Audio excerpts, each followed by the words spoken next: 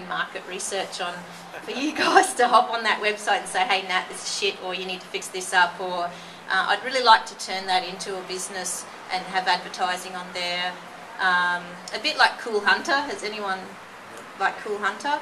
So yeah, so that's next. I think anything that's I want to do a business that's all about my passions and what I love, rather than just nose to the grindstone.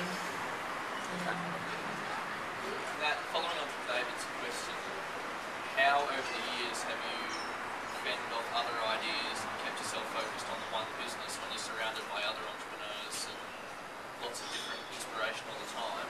How do you not get dragged off and try another business on the side?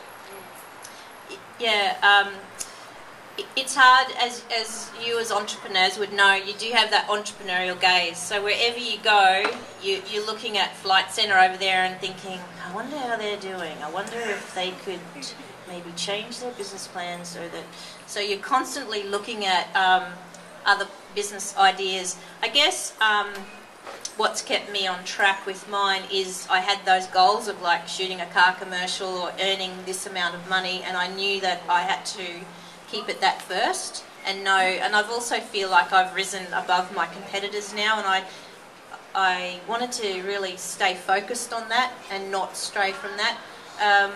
I have sort of ventured off on little side things and spent a bit of money on side projects, and they've fallen down, and that's really important to do that, and that's actually made me refocus back on my business. Like, holy shit, what was I thinking? I spent all that money on that other business and it shit itself. But that's really important to make those mistakes and try other little side businesses in the meantime, because the learning that you get from that is huge and impacts on your current business as well.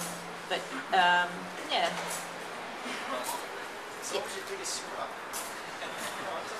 In Queensland Film Locations, or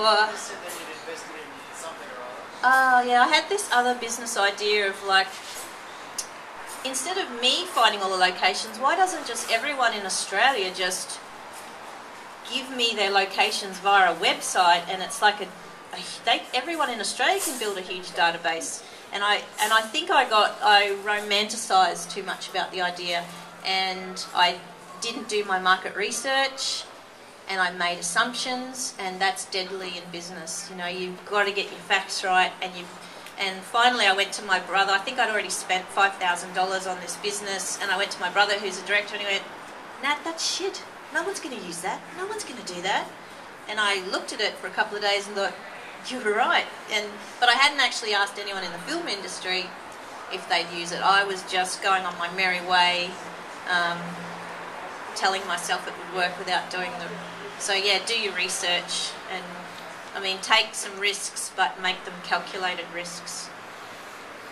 Guys, please put your hand together. Sorry, you got one more. What's your best mistake? What's my best mistake?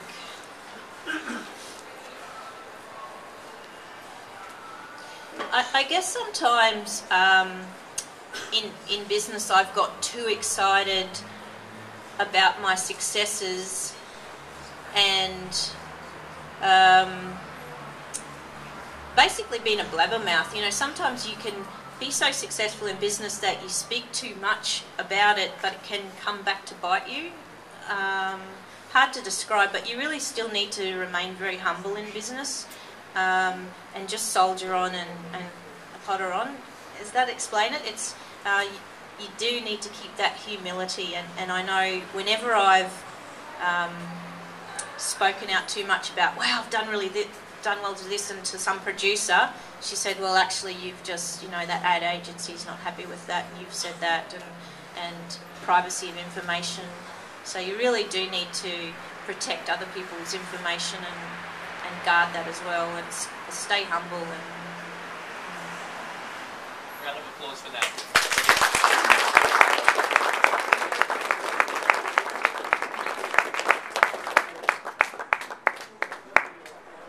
Guys, I just want to say a really sincere thanks to Nat once again. She did step up to the plate for us with less than a day's notice to prepare, and it freaked her out a little bit, but She said it was probably the best thing because she didn't have to stress over it then for a month.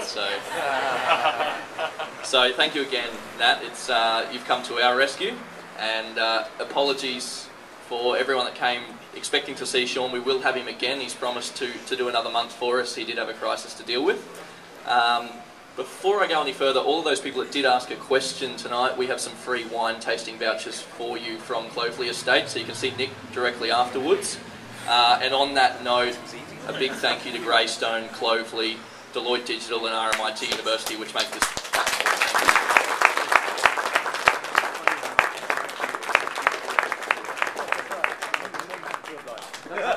Guys, we'll endeavour to get Nat's details and a link to her website and a link to Precinct up on the Hive site tonight or tomorrow, so you can check that out further. Please make the most of it while she's here and have a chat to her. She is not only very raw and entertaining, but with her database of locations, she's also built an enormous database of people. And she's extremely well connected around Brisbane and Queensland especially, so do have a chat to her. She's an extremely valuable person to know, and lovely at heart as well. So one more big thank you to Nat, and thanks for coming.